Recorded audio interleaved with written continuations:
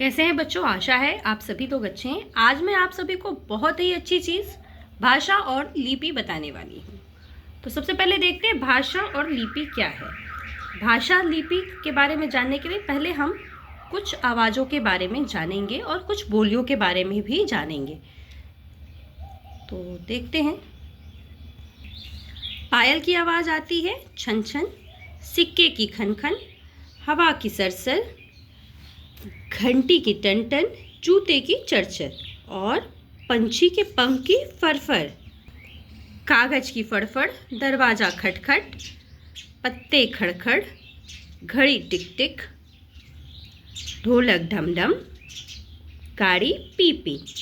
अब इन बोलियों को भी ध्यान से सुनिए। मुर्गा कुकड़ू को, कौवा काँव काँव, बकरी में में, गाय बाँ बाँ, कबूतर गुटर गु, बिल्ली म्याऊ म्याऊ, मेंढक टर टर, चिड़िया ची ची, कुत्ता भौं भौं, घोड़ा हिन हिन करता है। बच्चों, ये तो हो गई कुछ बोलियां जो हमारे घर के आसपास घर में कुछ चीज़ों से आती हैं, और आवाज़ें और बोलियां जो जानवरों द्वारा निकाली जाती हैं।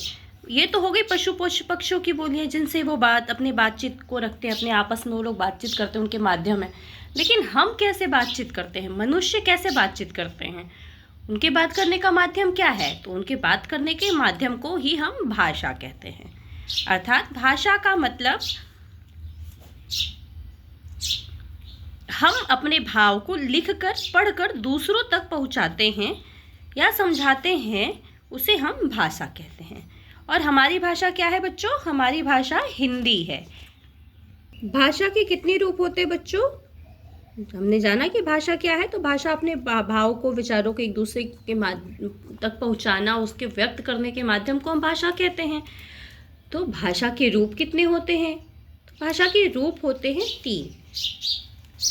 पहला बोलना यानी मौखिक भाषा, दूसरा लिखना यानी लिखित भाषा, तीसरा सांकेतिक भाषा यानी संकेत या इशारों में बात करना।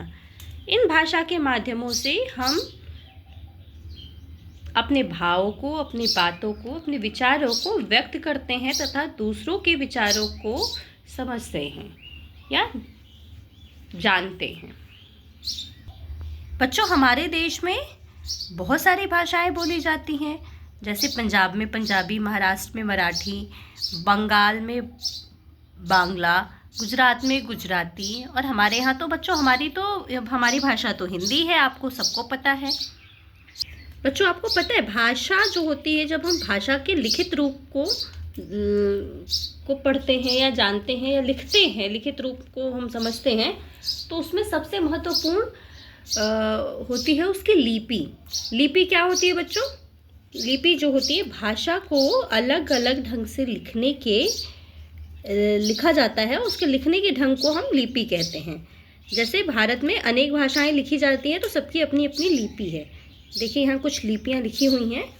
देवनागरी, गुजराती, बंगाली, उड़िया, तमिल, कन्नड़, तेलुगु, मलयालम, संस्कृत, ये हमारी भाषाएं हैं बच्चों। इनको लिखने के तरीके अलग अलग हैं। कुछ भाषाओं की लिपियाँ ऐसे हैं: हिंदी देवनागरी, अंग्रेजी Roman, Gujarati Devanagari, German Roman, फ्रांसीसी फ्रेंच, उर्दू फारसी, पंजाबी गुरुमुखी, मराठी देवनागरी।